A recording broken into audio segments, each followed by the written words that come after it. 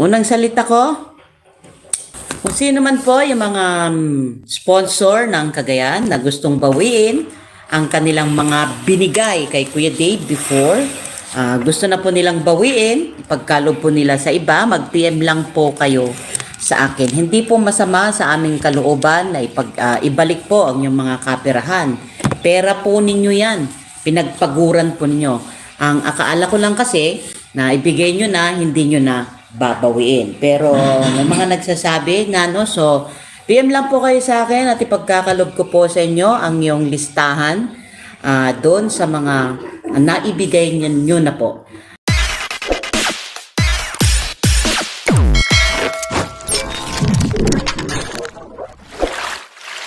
Okay, isang mapagpalang umaga, tanghali, gabi po sa inyo lahat at sana po ang lahat ay nasa mabuting kalagayan at ligtas po sa anumang kapahamakan saan mo po kayo dako ng mundo naroroon. Ako po muli ang inyong likod, Maestro 21 TV at sa ating sa unahan po ng ating video ngayong araw na ito mga kalingap inyo pong napanood ang isang maikling video clip po na ating kinuha po kay Miss Lovely D. Lovely D daw po Miss Lovely. Saan kaya doon siya Lovely?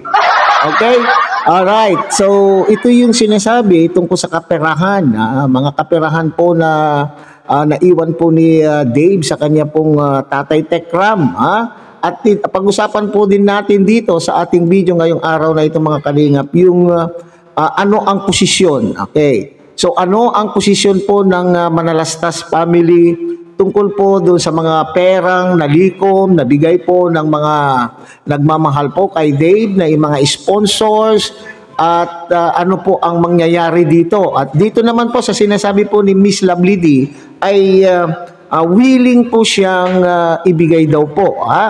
Willing daw po niyang ibalik doon sa kanyang pong mga members kasi siya daw po yung founder po ng Cagayan Group, Cagayan Valley Group. So ibig sabihin, siya po yung nangolekta ng mga pera at siya po yung nakakaalam kung sino-sino po yung mga nakapagbigay. Kaya sinasabi niya, willing daw po siya na ibalik kung sino po yung gustong ibalik sa kanila po ang mga pera at kung mayroon din pong mga viewers daw o mga nag-ambag na kung kanino po nila iwanan o kung kanino po nila ibibigay o kung should they decide na iwanan na lamang po o nasa kay pamamahala at bahala na po diyan si Tatay Tekram tungkol dito. So iugnay natin yung video na yan mga kalingap at katekram doon sa pahayag naman po ni Tech June tungkol dito sa kaperahan nga po na ito ni Dave. Okay? So panuorin mo na nga natin mga kalingap, mga katekram ang naturang pahayag po ni Tech June at saka yung isa pang at saka yung pahayag ni Lovely D tungkol po dito. Okay? Sabay-sabay natin panuorin mga kalingap at dito tayo magbabase ng ating kuro-kuro, komento, opinion at reaction. Po ang content ko, ang main content po ni Lola D sa kanya pong vlog po na halos 3 oras is patungkol po dun sa pera nung kanila pong grupo na kukunin po nila. Ang position lang po namin dyan, di po namin nahabol ang pera ho ni Kuya. Pero bilang pinagkatiwalaan ng mga sponsor, is karapatang malaman po ng sponsor kung ano po yung mga nangyayari. And from that, nasa si sponsor na po yun. Ang sa atin lang po bilang pinagkatiwalaan is malaman po nila kung ano po yung mga nangyayari. And from there, we respect all the decision dahil ang una pong may karapatan po dyan ay yung nag-abot, yung pong sponsor. Yan, yun po ang position po namin. Kung sabihin ng sponsor, ibigay kay Kuya, go. Wala pong problema. Respeto po yun. Kapag sabi niya kukunin nila, respeto, ibibigay po natin. Kung sabihin po niyang ibigay sa iba, gagawin po natin respeto. So, yun lang po. Alright, so malinaw po itong position po ng mga Manalastas family kay Tatay Tekram through Tech June. Itong pahayag na ito mga kalingap, siguro pinagkaisahan po ng magkakapatid kung ano po ang kanila pong desisyon At ito po ay, ang desisyon na ito ay ipinahayag naman po ni Tech June dito sa live na ito na ating pong napapanood. So talagang marespeto talaga itong pamilya Manalastas, mga kalingap, mga katekram, at saka itong si Tatay Tatay Ram, o si Tekram po naman po ay napaka transparent. Okay? Masasabi natin transparent. So ibig sabihin, yung mga inabot ng mga sponsors, mga nagmamahal po kay Dave na mga pinansyal na bagay ay intact. Okay? So handa po sila kung anumang oras ay nakunin po ay nandyan po at ibibigay po nila. Respeto daw po. Kasi yan daw, respeto daw po sa mga taong nagbigay, nag-abot. Sila po naman po ang may karapatan. Okay. Naisip ko lamang po, mga kalingap, mga katekram, may legal basis kaya ito na sa legal kaya, ito kaya ay masasabi po nating legal na paraan na kasi dun sa unahan, sabi po, nagsasabi po na itong si Lovely D ang magbabalik mismo sa kanya pong mga naging members bilang isang founder. So sa makatwid, naiisip ko, itong si Lovely D ang kinakailangan makipag-ugnayan sa pamilya Manalastas o kay Tatay Tekram, hindi po ba? So ano kaya yung legal process? Ano kaya yung legal process na dapat po rito? Okay? Basta na lang bang ibibigay? Wala ba itong proseso na dapat pagdaanan kung paano makakasiguro na ito po ay makakaabot doon sa mga makaabot doon sa talagang nag-ambag. Okay, siguro naman po itong si Lovely D ay mayroon naman pong listahan kung sino po yung nag-ambag, at sinasabi ko nga dito doon sa nakaraan po nating content na itong mga kumukuha, itong nagre-reach out sa kanya na kinukuha yung kanila pong inambag, ay ito kaya yung mga members na talagang nawala ang kanila pong tiwala. Nawala po yung kanilang tiwala dito sa babaeng ito sapagkat sa simula pa lamang po ay may parang hindi malinaw. Hindi na malinaw yung naging layunin po nila kung bakit kinuha nila sa poder nila itong si Dave. Kaya po siguro nagre-reach out itong mga ito dahil ang simpatya pa rin nila ay kay Tatay Tekram o kay Tekram, hindi po ba mga kalingap, mga katekram? Kaya po sila ay ng kanilang intention, nag-signify ng kanila pong intention na kunin na po na lamang nila yung kanila pong inambag dahil nawalan po sila ng tiwala. Sa aking palagay, nawalan na po sila ng tiwala dito sa babaeng ito sapagkat na itong mga members na ito ay ang simpatya pa rin po nila at nakikita na rin po nila yung sinseridad at pagka-transparency po ito ni Tekram. So dito, yan po yung naturang posisyon o desisyon po nila tungkol po sa kaperahan po. Kasi anyway, ito naman daw po ay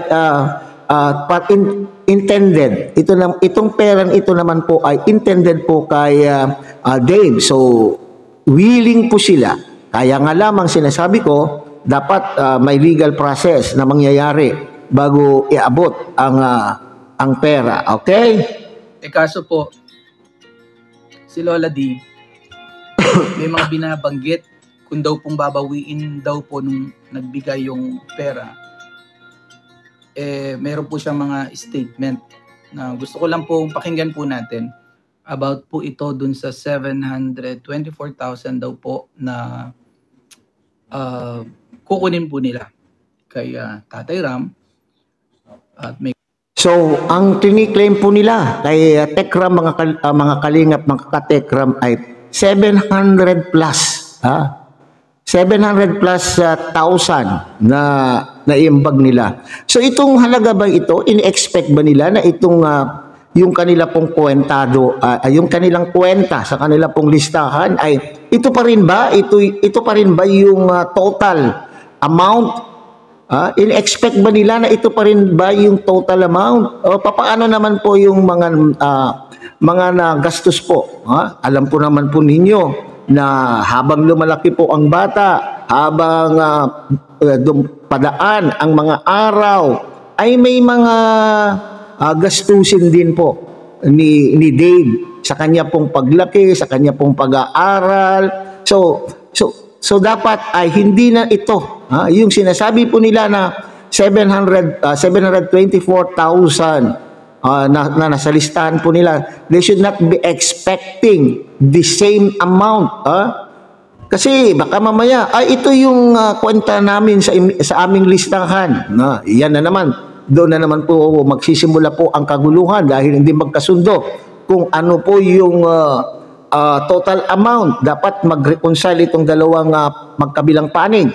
Kung ano po yung totoong amount na dapat pong iabot ni Tekram sa grupong ito. Okay? Pakinggan po muna natin uli. Karapatan daw po sila kasi wala naman na daw po yung bata na pinagbigyan po nila. Okay? Pakinggan po natin. Sinasabi ko po, 724,000 something. Saglit lang, nakalimutan kong saglit lang, nakalimutan din. Sa 724,000 mahigit po. Yung sa mahigit daw po mahigit. Yun po yun, saglit lang. Hanapin ko po. Huwag kayong mag-alala. Nandito po. Yung listahan po ng Cagayan Valley. I'm just encouraging all those na gustong bawiin po yung kanilang mga bigay. So pag binawi nyo, dun ko po makikita talaga na kayo po ay hindi talaga nagmamahal kay Dave. Kumbaga nakijoin lang kayo just so to say na mapansin din kayo ng tao na kayo ay mapagbigay ng mga tao. But anyhow, tignan ninyo. Intindihin nga natin yung statement po ni Lola D. Sabi niya, I'm encouraging you all. Encouraging Ibig sabihin, nananawagan doon sa mga nag-aambag kung sino po sa kanila ang gusto nang bawiin yung kanila pong inambag para po kay Dave. Pero may kasunod po na salita doon mga kalingap, mga katekram, at ano po yung kasunod na salita po doon? This goes to show kung anong pagkatao mayroon po kayo, na kayo po ay hindi tunay na nagmamahal po kay Dave. At ano pa yung sumunod na sinabi po niya? Pinapakita lang po ninyo, para bagang sinasabi po niya na nag-ambag lang kayo kasi nagpapapansin lamang po kayo. Hindi po ba?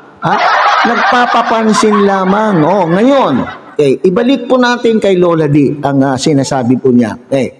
Ikaw na founder, bilang founder, di ba, ikaw ang nangolekta sa inyo pong mga members sa pangalan po ng inyong grupong Cagayan Valley Group, at siya naman po yung inambag po ninyo, at siya naman po yung inabot po ninyo o ipinadala po ninyo kay Tekram.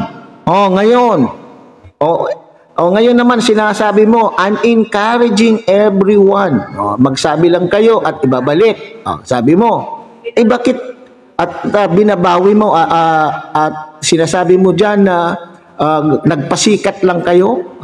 Gusto lang kayong mapansin? Ikaw kaya? Hindi rin kaya ikaw din ay nagpapansin lamang? Okay? Nung panahon na ikaw ay nangongolekta, ay inaakala po nila Tekram na talagang ito ay mula sa inyong mga puso ang pag-aambag nyo at pagbibigay nyo kay Dave through Tekram, hindi po ba? Anong nangyari? Anong nangyari na bakit kinuha po niya si Dave? Anong nangyari at kinuha niyo itong si Dave? At ngayon ay binabawi na po ninyo. Binabawi na po ninyo yung pera. So, ibig sabihin, ikaw din ay nagpasikat din.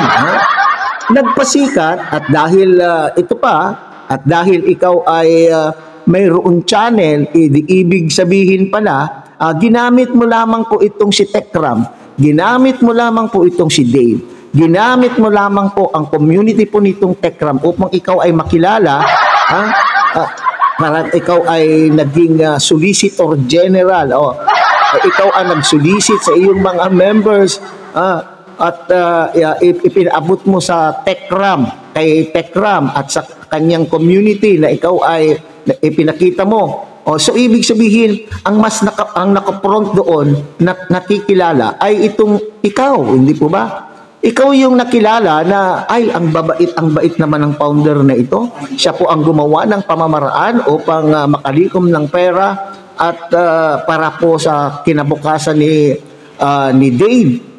So ibig sabihin, nagpasikat ka rin. Ngayon sinasabi mo sa mga members na bumabawi, na binabawi yung kanila pong ambag, na sila po ay hindi tunay na nagmamahal.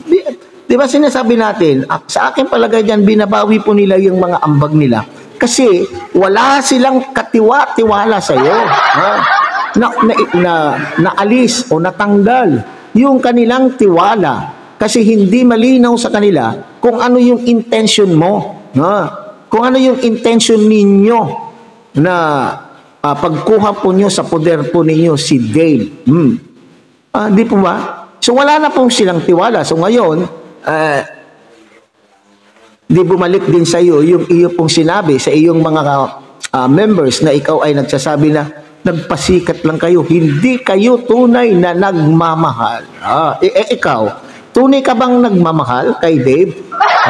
Kung tunay kang nagmamahal kay Dave, at alam mo naman na maayos na ang kalagayan po niya sa piling ng kanyang pamilyang umaruga sa kanya, di sana pinabayaan mo at yung mga inambag po niyo dyan ay transparent naman po si Tekram, ay hindi naman po yun nawawala. Kagaya ngayon, sinasabi, anytime ay willing po sila, anytime ay pwede nyo pong bawiin at yung inyo pong ibinigay. Dangan nga lamang, siyempre, may proseso po kayong dapat sundin.